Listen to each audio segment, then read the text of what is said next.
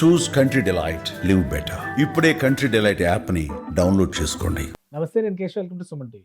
ఈ మధ్య కాలంలో వర్షం అంటే భయపడేటువంటి పరిస్థితి మరీ ముఖ్యంగా నగర జీవుల్లో ఎక్కువగా కనిపిస్తుంది. మళ్ళీ వాతావరణం 2 రోజుల పాటు హై అలర్ట్తో ఉండాల్సిన పరిస్థితి ఉందంటున్నారు. అసలు ఈ 2 రోజులు వాతావరణం ఏంటి, క్లౌడ్ బర్స్ట్లు విరివిగా పడడానికి కారణాలు ఏంటి తెలుసుకునే ప్రయత్నం చేద్దాం. మనతో పాటు హైదరాబాద్ వాతావరణ కేంద్రం సీనియర్ అధికారి శ్రీనివాస్ గారు. శ్రీనివాస్ గారు, నమస్కారం. నమస్కారం సార్, వాతావరణం పరిస్థితి ఏంటి? 2 రోజులుగా హైదరాబాద్ నగరాన్ని అయితే కుండపోత వానలు ముంచెత్తుతున్నాయి. మళ్ళీ వర్షాలు ఉన్నాయనేటువంటి అలర్ట్ వస్తుంది. తాజా సమాచారం ఏంటి దీనిపైన? మనకి ఇటీవల కాలంలో సంభవిస్తున్న ఈ వాతావరణ మార్పుల వల్ల ఏమవుతుందంటే, మనకి యాక్చువల్ వేడిమి గల రోజులు ఎక్కువైపోతున్నాయి. అన్ని సీజన్లోనూ కూడా వేడిమి గల రోజులు ఎక్కువైపోతున్నాయి. వీటి వల్ల ఏంటంటే వాతావరణంలోని సహజ పరిణామాలు కూడా కొంచెం విపరీత పరిణామాలుగా మారి మన ఊహకు అందనట్టుగా సడన్ మార్పులు మనం చూస్తున్నామండి. యాక్చువల్ మాన్సూన్ సీజన్ లో మనకి పడే రెయిన్స్, మనకి మాన్సూన్ సీజన్ 122 డేస్ ఉంటే, ఈ 122 డేస్ లో మనకి గట్టిగా సినాప్టిక్ ఫీచర్స్, అంటే అనుకూలమైన సినాప్టిక్ ఫీచర్స్, మనకి ఏదైనా అల్పపీడనం కానీ ఉపరితల ఆవర్తనం కానీ ఇటువంటివి ఏర్పడినప్పుడు ముసురు పట్టిన వాతావరణం ఉండి మనకి పెద్దగా ఉరుములు మెరుపులు, ఈ థండర్ క్లౌడ్స్ ఇవి యాక్చువల్ సమ్మర్ లో వచ్చేవి. మాన్సూన్ సీజన్ లో ఏంటంటే మనకి లో లెవెల్ స్ట్రాటస్ క్లౌడ్స్ వచ్చి 5-6 రోజులు ముసురు పట్టిన వాతావరణం ఉండి మనకి నిలకడగా వర్షం కురవడము, అట్లాగే అప్పుడప్పుడు భారీ వర్షం కురవడము, ఇటువంటి పరిణామాలు ఉండేవి. అయితే ఇప్పుడు ఏమవుతుందంటే, ఈ సినాప్టిక్ ఫీచర్ బలహీన పడిన వెంటనే మనకి టెంపరేచర్లు అనేవి కొంచెం అసాధారణ రీతిలో మాన్సూన్ పీరియడ్ లో ఉన్నట్టు కాకుండా పెరిగిపోవడం వల్ల ప్రీ మాన్సూన్ లో వచ్చేటువంటి థండర్ షవర్స్ ని మోస్ట్ ఆఫ్ ద టైం మనం ఈ మాన్సూన్ పీరియడ్ లో కూడా చూస్తాము. అలాగే మనకి ఈ అర్బన్ హీట్ ఐలాండ్ ఎఫెక్ట్ అన్నది కూడా ఈ మధ్యన చాలా ఎక్కువగా మనం ప్రస్ఫుటంగా చూడగలుగుతున్నాము.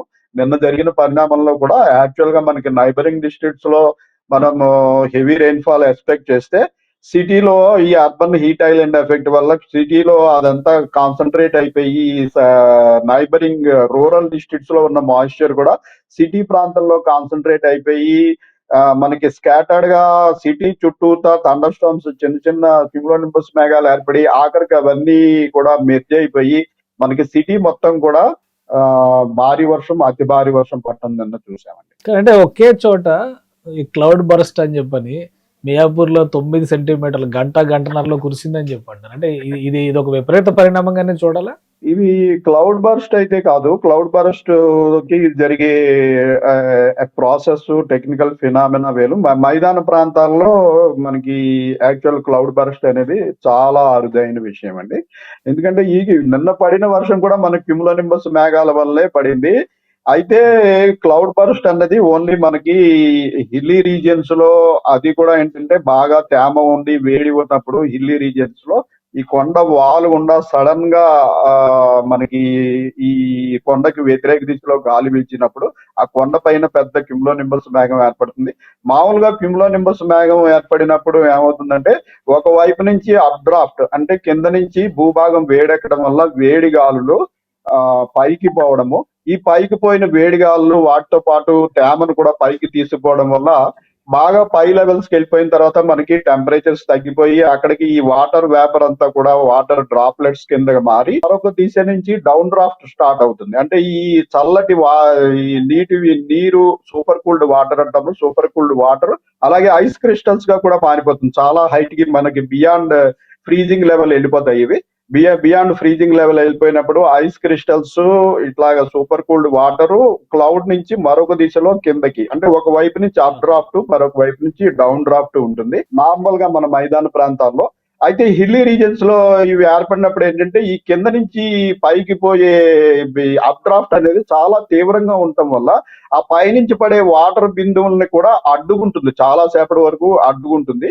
అయితే ఒక స్టేజ్ వచ్చేటప్పటికి అందులోని వాటర్ అక్యుములేషన్ బాగా పెరిగిపోయి ఈ కింద నుంచి వచ్చే అప్ డ్రాఫ్ట్ ని ఓవర్కమ్ చేసినప్పుడు సడన్ గా అక్కడ కుండతో దిమ్మరించినట్టుగా సడన్ గా వర్షపాతం అనేది కలుగుతుంది. అది మనకి మైదాన ప్రాంతాల్లో చాలా అరుదు. అయితే నిన్న కూడా మనకి హెవీ రెయిన్ క్యూములోనింబస్ మేఘాల వల్ల పడింది, కానీ దీన్ని మేము క్లౌడ్ బర్స్ట్ గా కేటగిరీ చేయమండి. సరే, ఇప్పుడు ఇంకా ఎన్ని రోజులు ఈ ప్రభావం ఉండొచ్చు? వాతావరణం కానీ, వర్షాలు కానీ మనకి ఈ రోజు కూడా 2, 3 అనుకూల సినాప్టిక్ సిట్యుయేషన్స్ ఉన్నాయి. మనకి అడ్జసెంట్ గా ఉన్న మరాత్వాడ ప్రాంతంలో ఒక ఉపరితల ఆవర్తనం ఒకటి అప్పర్ ఎయిర్ సైక్లోనిక్ సర్క్యులేషన్ అంటాం. అదొకటి ఉంది. మనకి తెలంగాణ మీదుగా ఆ అప్పర్ ఎయిర్ సైక్లోనిక్ సర్క్యులేషన్ నుంచి బే ఆఫ్ బెంగాల్ వరకు ఒక ట్రఫ్ ఆఫ్ లో ప్రెషర్ ద్రోణి కూడా నడుస్తుంది. ఇట్లా 2, 3 అనుకూల పరిణామాలు ఈ రోజు కూడా ఉన్నందువల్ల ఈ రోజు ఈవినింగ్ కూడా మనకి మాయిశ్చర్ అక్యుములేషన్ అనేది ఉంటుంది. ఈ రోజు కూడా మనం ఒక 7 డిస్ట్రిక్ట్‌లకి అయితే హెవీ రెయిన్‌ఫాల్ వార్నింగ్ పెట్టడం జరిగిందండి. అయితే సిటీలో కూడా మనకి ఈ రోజు ఈవినింగ్ టైమ్‌లో మోడరేట్ టు హెవీ స్పెల్స్ ఉండే అవకాశం ఉంది. అంటే కొన్ని చోట్ల కొంచెం ఇంటెన్స్ స్పెల్స్. అయితే నిన్న సిటీలో విస్తృతంగా బాగా రెయిన్ పడినందువల్ల సిటీలో టెంపరేచర్స్ నిన్నటంత ఈ రోజు ఉండవు కాబట్టి నిన్నటంత తీవ్రంగా ఉండదు. బట్ ఈ రోజు కూడా కొన్ని చోట్ల ఇంటెన్స్ స్పెల్స్ ఉండే అవకాశం ఈవినింగ్ అండ్ నైట్ టైమ్‌లో ఉంది. 2 తెలుగు రాష్ట్రాల్లో ఈ ప్రభావం ఉంటుందా సార్? ముఖ్యంగా తెలంగాణలో ఎక్కువ ఉంటుంది. ఎందుకంటే తెలంగాణకి మనం at the centre of the land locked మన పెనిన్సులర్ ఇండియాలో మనం సెంటర్ లో ఉన్నాము. మనకి ఏదైనా సిస్టమ్ వచ్చినప్పుడు మనకి అరేబియన్ సీ నుంచి ఫ్లో వస్తుంది. అట్లాగే బే ఆఫ్ బెంగాల్ నుంచి ఫ్లో వస్తుంది.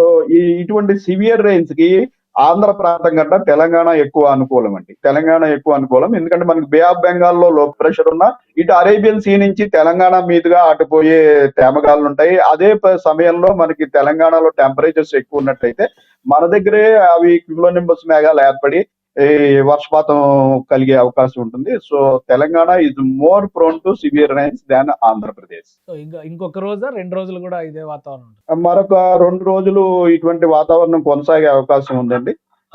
తదుపరి కూడా మనకి టెంపరేచర్లు పెరిగినప్పుడు as long as monsoon season continue అవుతున్నప్పుడు మనకి అప్పర్ ఎయిర్ లో మాయిశ్చర్ లభ్యత అనేది ఇతర సీజన్స్ కంటే ఎక్కువ ఉంటుంది. అయితే అదే సమయంలో మనకి ఇది వరకటి కంట ఇప్పుడు టెంపరేచర్లు కొద్దిగా క్లౌడీనెస్ తగ్గినప్పుడు టెంపరేచర్లు ఈ గ్లోబల్ వార్మింగ్ వాతావరణ మార్పుల వల్ల చాలా వేసవ కాలంలో పెరిగినట్టుగా 35 డిగ్రీల వరకు కూడా మనం టెంపరేచర్ చూస్తున్నాం.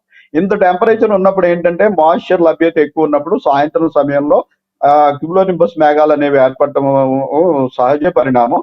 అయితే వీటిని మనం ముందుగా ప్రిడిక్ట్ చేయడం కూడా కష్టం. ఎందుకంటే మనకి సినాప్టిక్ ఫీచర్ క్లియర్ గా ఉన్నప్పుడు మనకి దాని యొక్క ప్రభావం ఏ ప్రాంతం మీద ఉంటుంది, ఎంత వర్షం పడుతుంది అన్నది అంచనా వేయగలుగుతాం. అయితే క్యూములోనింబస్ మేఘాలు ఉన్నవి ఒక 2-3 గంటల్లో ఏర్పడిపోతాయి due to local heat and local moisture availability.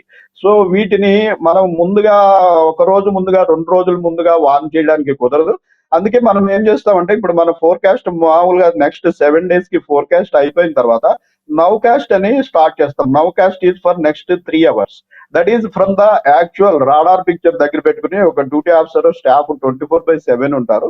వారు ఏంటంటే ఈ రాడార్ పిక్చర్ శాటిలైట్ పిక్చర్ దగ్గర పెట్టుకుని యాక్చువల్ గా మన ఫోర్కాస్ట్ ప్రకారం పడడానికి అనుకూలమైన ఈ క్యూములోనింబస్ క్లౌడ్స్ ఏర్పడుతున్నాయా, అవి ఏర్పడితే ఏ వైపు మనం అనుకున్న దానికంత ఇంటెన్సిటీ ఎక్కువ ఉందా, ఏ వైపు మూవ్ అయ్యే అవకాశం ఉంది, ఇవన్నీ గమనిస్తూ ప్రతి 3 hours కి ఒక బులెటిన్ జనరేట్ చేస్తుంటారు. ఆ అవసరాన్ని బట్టి 1 hour కి కూడా మనకి సిటీలో అయితే ఇప్పుడు హైడ్రా, జిహెచ్ఎంసి, ఐఎండి కోఆర్డినేషన్ తో పనిచేస్తూ ఎవ్రీ 1 hour కూడా మనకి సిటీలో ఏ ప్రాంతంలో ఎక్కువ రెయిన్ పడే అవకాశం ఉంది అన్నది మనం రకరకాల వార్నింగ్ బులెటిన్స్ ద్వారా ఇవన్నీ అలర్ట్లు పంపడం జరుగుతుంది. థ్యాంక్ యూ సార్ విశ్లేషణ అందించినందుకు. ఇది హైదరాబాద్, తెలంగాణలో ఉన్నటువంటి వాతావరణ పరిస్థితి. ఇంకొక 48 గంటల పాటు అలర్ట్గా ఉండాల్సినటువంటి అవసరం ఉందన్నారు. సాయంత్రానికి ఇది క్లౌడ్ బర్స్ట్ స్థాయిలో చెప్పకపోయినా కానీ క్యూములోనింబస్ మేఘాలు ఏర్పడడం వలన టెంపరేచర్స్ పెరగడం వల్ల జరుగుతున్నటువంటి సహజ పరిణామంగా శ్రీనివాస్ గారు విశ్లేషిస్తున్నారు. ఇది స్పెషల్ డిస్కషన్. Keep watching.